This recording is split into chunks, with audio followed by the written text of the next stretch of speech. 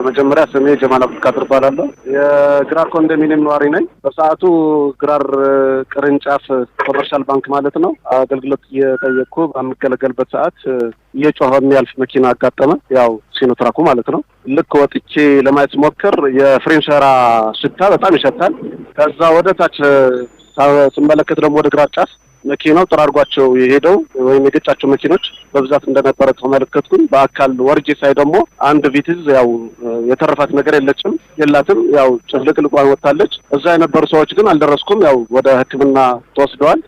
የቪትዟ አሽከርካሪ ያው በጣም ጉዳት እንደደረሰበትና ሆስፒታል እንደተወሰደ ከዛ በአካባቢው የነበሩት መኪኖችና የጎዳቸው መኪኖች ግን መጠናቸው ቢለያይም ጉዳት ደርሶባቸዋል እና ሲኖትራኩ ግን በተቻለው መጠን ያው ክላክስ እያደረገና ሀዛርድ እያበራ ነበር የሚወርደው። ባጃጆች ፊት ለፊት ወደ ታች ሲወርዱ ከነበሩት መኪኖችና ባጃጆችን ላለመግጨት ወደ መንገድ አካፋይ እየገባ እየወጣ ነበር የሚያሽከረክረው እና የሱ ጥንቃቄ ያው ካላ በታች ማለት ነው። የሱ ጥንቃቄ ባይታከልበት የበለጠ ዘግናኝ የከተማችን አደጋ ይደርስ ነበር ብዬ አስባለሁ። ጉዳቱ እንዳይከፋ አረገው ይመስለኛል።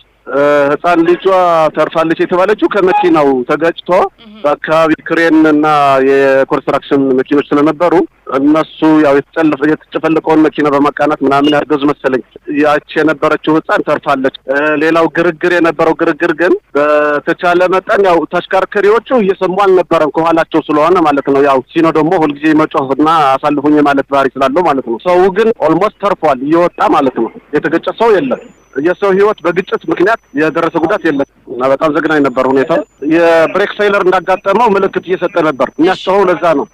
የብሬክ ሲስተም ፌይለር ምንድነው የሚባለው? ፍሬን መበጠስ የሚባለው በተለምዶ ከበቂ በላይ ጭነትም ነበረው። ተገልብጦ ወድቋል መኪናው። መጨረሻ ጫፍ ግራር ጫፍ ነዘኪ ሬስቶራንት የሚባለው አጠገብ ነው አንድ ፒክአፕ እና ቪትዝ ጨርሶ መጥቷቸው ማለት ነው። ቪትዙ ያው የተረፈው ነገር የለም። ያው ለመቆጣጠር ማትቆጣጠረው ፍጥነት ይመስለኛል እንደ አሽከርካሪና እንደ እማኝ። ጊዜው ክረምት እንደመሆኑ መጠን አሽከርካሪዎች ያው ጥንቃቄ ማድረግ አለብን። ልክ መሪ በምንጨብጥበት ሰዓት ደግሞ ከዛ በፊት ያው ምርመራዎችን ማድረግ ይጠበቅብናል። መሪ ስንጨብጥ ደግሞ የህዝብ ንብረትና የሰው ህይወት በእጃችን እንዳለ እያሰብን ብናሽከረክር ብዬ አስባለሁ። ብሬኪንግ ሲስተሙ ወይ ደግሞ የፍሬን ሲስተሙ በትክክል እንደሚሰራ እንደማይሰራ ማረጋገጥ ከማሽከርከራችን በፊት። ዝናብ ሲዘንብ ደግሞ ፍሬን ለመያዝ መሞከር በጣም ስለሚያስቸግር የምንቆጣጠረው ፍጥነት የፍጥነት ወሰን በመመራት ወይም ደግሞ በማክበር ብናሽከረክር ብዬ አስባለሁ።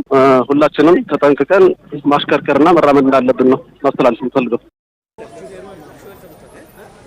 በጣም ያሳዝናል።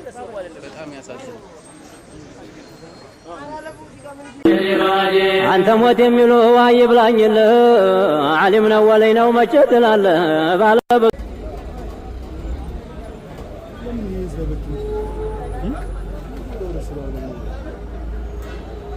ከዚህ ላይ ምንም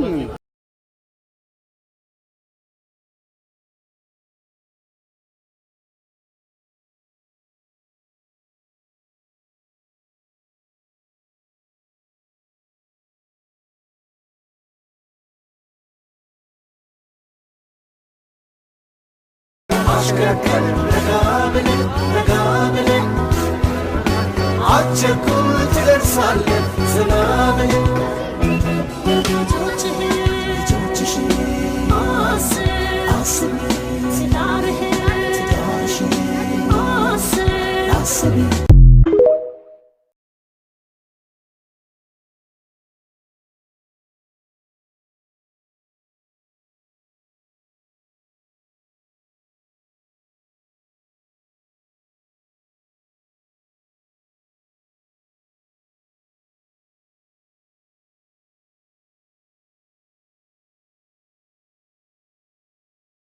ያላየች ጉድ እሱን የወለደች አያልሰማች የሷን የትም እንደወደቀች ቀርቷል ከበረሃው የልጅሽ ጽናቱን ይስጥሽ